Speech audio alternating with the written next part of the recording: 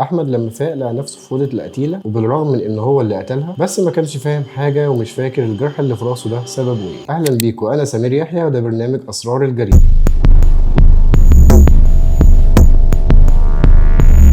يلا بينا نشوف بداية الحكاية. قصتنا بتبدأ مع شاب اسمه أحمد، اتولد لأسرة فقيرة في قرية من الصعيد، وأبوه وأمه توفوا وهو عنده 3 سنين، واتولد جدته لأبوه تربيته وقامت معاه بدور الأب والأم، وكانت بتشتغل في المزارع وساعات كانت بتبيع خضار عشان تقدر تصرف عليه. وبالرغم من ظروفهم الصعبة لكن جدته عوضته عن موت أبوه وأمه، وكانت بتصرف عليه وعلى تعليمه، وكانت دايما بتشجعه على المذاكرة، وكانت نفسها وكل أمنيتها إنه يطلع دكتور، وهي كانت دايما بتقول له كده: أنا عايزاك تطلع دكتور قد الدنيا. وفعلا أمنية الجدة اتحققت، واحمد جاب مجموع كبير في الثانويه العامه ودخل كليه الطب. لكن مشكله احمد كانت ازاي هيوفر مصاريف السكن في القاهره، ده غير مصاريف الاكل والشرب. وبالرغم من ان جدته كبرت في السن وصحتها ما بقتش مساعداها، الا انها صممت انه يكمل وفضلت تشتغل، وقالت له: توكل على الله وسافر، ورزق ورزقك على الله. وقامت بعتها عند اخوها اللي بيشتغل بواب في الجيزه في عماره جنب جامعه القاهره، واللي قدر يشوف له اوضه يسكن فيها على سطح العماره دي. واحمد كان ماشي كويس في دراسته، وكان كل هدفه انه يحقق امنيه جدته ويتخرج ويبقى دكتور قد الدنيا، لحد ما شافته وفاء.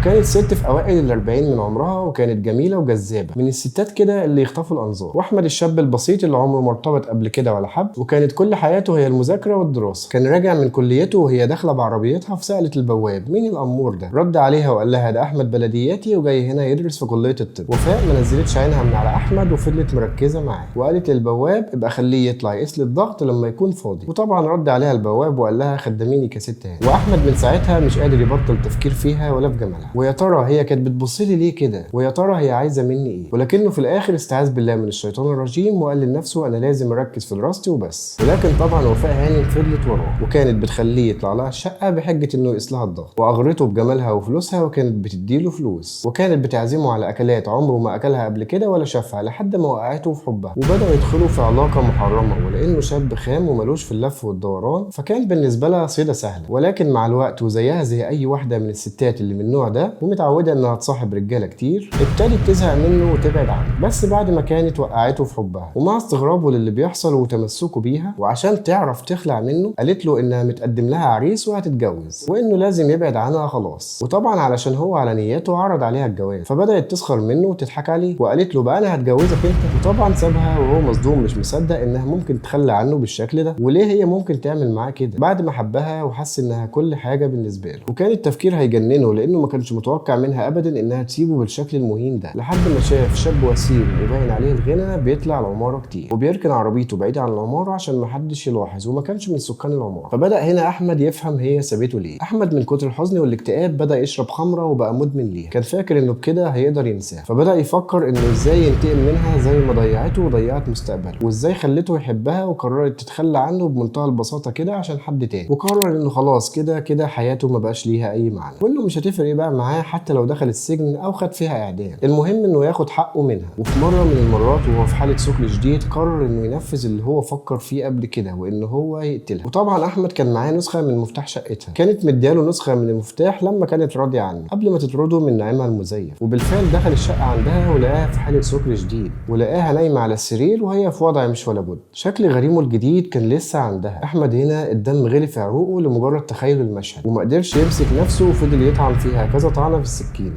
لحد ما شافها غليله وارتاح. وبعد كده احمد فاق لقى الشرطه في المكان حواليه وبتقبض عليه. وفي تحقيقات النيابه احمد اعترف بكل حاجه، وقال انه فعلا هو اللي قتلها عشان ينتقم منها، واتحكم عليه بالاعدام. كل اللي انا حكيته ده كانت اعترافات احمد نفسه، لكن اللي هحكيه دلوقتي هيغير مسار القضيه كلها. تعالوا بينا نشوف ايه اللي هيحصل بعد كده. جدة احمد لما عرفت انهارت ازاي حفيدها اللي زي ابنها يحصل له كده، وازاي يقتل ويضيع مستقبله بالشكل ده، وقالت: انا مش هسيبه يضيع من ايدي، انا لازم اعمل اي حاجه. وفعلا راحت لمحامي كبير اسمه بهاء الدين ابو شقه. وبالمناسبه القصه اللي انا بحكيها دي من كتابه اغرب القضايا. المهم انها راحت له وتوسلت ليه انه لازم يسمعها وانه يساعدها، وانها مش معاها فلوس لكن املها في ربنا كبير انه يساعدها ويترافع عن حفيدها. وانهارت من العياط قدامه، والمحامي صعبت عليه جده احمد وهداها ووعدها انه هيساعدها، وطلب منها تحكي له كل اللي حصل، وبالفعل حكت له كل حاجه. وبعد ما سمع منها هداها ووعدها انه هيمسك القضيه وانه هيعمل كل اللي هيقدر عليه. واول حاجه عملها المحامي انه اطلع على اوراق المحاكمه وتحقيقات النيابه، وبعدها قدم طعن في الحكم الصادر على احمد بالاعدام، واستند في الطعن ده اللي المحكمه قبلته على سببين. السبب الاول ان احمد اتقبض عليه الساعه 10 زي ما ورد في محضر الشرطه، وفي اليوم ده احمد كان هيتم 18 سنه ولكن الساعه 12، والمحكمه لما حكمت عليه بالاعدام اخذت بوقت التحقيق معاه، ولكن قانونا بيعتد بوقت ارتكاب الواقعه. وهنا تبقى المحكمه اخطات في تطبيق القانون، لان لا يجوز قانونا اعدام الحدث يعني اللي لسه ما تمش 18 سنه. والسبب الثاني انه ثابت في تحقيقات النيابه انه كان في حاله سكر، ولان الماده 62 من قانون العقوبات بتعاقب اللي بيتعاطى مخدر وبيرتكب جريمه كما لو كان في وعيه، الا في بعض الجرائم زي القتل، لان هنا ما بتتحققش نيه القتل. وفعلا المحكمه قبلت الطعن وامرت باعاده المحاكمه، وكده المحامي بقى عنده وقت انه يدرس القضيه بتمعن اكتر عشان يقدر يترافع عن احمد. وبعد ما درس اوراق القضيه بدا يدون كذا ملاحظه. اول ملاحظه ان المجوهرات بتاعت المجني عليها اختفت، وكمان تم تجريدها من المجوهرات اللي كانت لابساها. ولما تمت مواجهه احمد بتهمه السرقه انكر تماما وقال ان هو قتلها فعلا ولكنه ما سرقش اي حاجه، زائد ان تحريات الشرطه اثبتت بالفعل ان هو ما سرقش اي حاجه، وان ما فيش اي مجوهرات تم ضبطها في حيازته. تاني ملاحظه ان لما تم رفع البصمات من على الخزنه ما كانش فيه اي بصمات لاحمد، ولكن كان فيه بصمتين، بصمه للمجني عليها وبصمه لحد تاني مجهول. وبما ان المجوهرات والفلوس اللي في الخزنه اختفت يبقى القصد من القتل ما كانش الانتقام، ولكنه كان بدافع السرقه. تالت ملاحظه ان السكينه اللي تم ضبطها في مكان الحادث كان عليها بصمات احمد، وده اللي خلى الشرطه وبعدها النيابه توجه التهمه لاحمد. الملاحظه الرابعه ان الشرطه لما قبضت على احمد كان عنده اصابه في راسه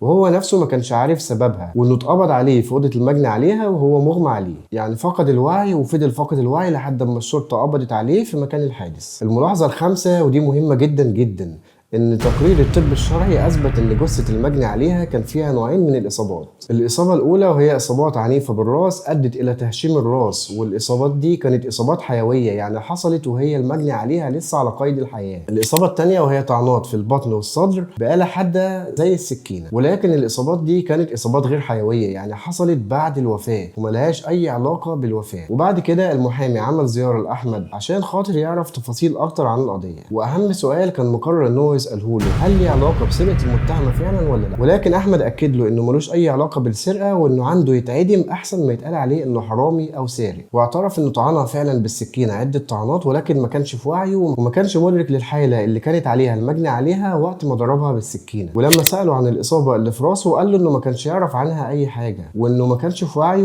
واغمى عليه بعد ما ضربها بالسكينه، وانه ما فاقش غير والشرطه بتقبض عليه. ولما ساله عن الشاب اللي هي سابته عشانه قال له ان هو ما يعرفوش ولكن شافه كذا مره، وانه تقريبا كده عنده حوالي 25 سنه، وانه باين عليه العز والغنى، وده كان واضح من الهدوم اللي كان بيلبسها والعربيه اللي كان بيجي بيها. بعد الزياره دي المحامي كان قادر يكون فكره عن مرافعته هتكون ازاي قدام المحكمه. وقبل ميعاد المحاكمه ب 10 ايام وهو في البيت زوجته قالت له بص دي اخره الدلع، هو ده محتاج يسرق؟ وكانت بتوري له خبر في الجرايد عن شاب اتمسك في سرقه مجوهرات. كان الشاب ده بيبيع مجوهرات في محل جواهرجي وكان بيبيعها بثمن اقل بكتير من ثمنها، ولما صاحب المحل شك فيه اما بلغ الشرطه. وكانت المفاجاه هنا لما الشرطه فتشت بيته ولقت عنده مسروقات تانية وما قدرش يبرر مصدرها. ومن تحقيقات الشرطه اتضح انه متعود ان هو يستغل وسامته في انه يوقع الستات في حبه ويسرقهم. وهنا المحامي بدا يربط بين الشاب ده وبين القضيه اللي هو شغال عليها، وعمل زياره تانية لاحمد في السجن ووراله صوره الشاب اللي صورته منشوره في الجرايد. واحمد اول ما شاف الصوره على طول قال له ايوه هو ده الشاب اللي هي سابتني عشانه. وفي جلسه المحاكمه بدا المحامي يوضح كل حاجه للمحكمه، وطلب مطابقه بصمات الشاب ده للبصمات المجهوله اللي لقوها على الخزنه، وفعلا تطلع بصمات الشاب ده، ومع مواجهته يعترف بكل حاجه، وانه خلاها تشرب خمره كتير لحد ما بقت في حاله سكر شديد وقام ضاربها على راسها بحديده لحد ما ماتت، وفتح الخزنه وسرق كل اللي فيها. وبعدين لما اتفاجئ باحمد داخل راح خبطه على راسه هو كمان ضربه بالحديده افقدته الوعي. ولما عرف ان احمد اتحكم عليه بالاعدام افتكر انه كده خلاص هرب من جريمته. ومع تقرير الطب الشرعي اللي اثبت ان سبب الوفاه ضربه على الراس، وان الطعنات اللي بالسكينه بتاعه احمد كانت بعد حدوث الوفاه، ومع اعتراف الشاب قدر المحامي ينفي التهمه على احمد واتحكم عليه بالبراءه، لان مفيش حد بيقتل جثه فرقت الحياه. وبكده الشاب التاني بقى هو المتهم الحقيقي، وقدر المحامي انه غير مسار القضيه 360 درجه. يا رب تكونوا استمتعتوا بالحكايه واستنوني في فيديوهات تانيه كتير.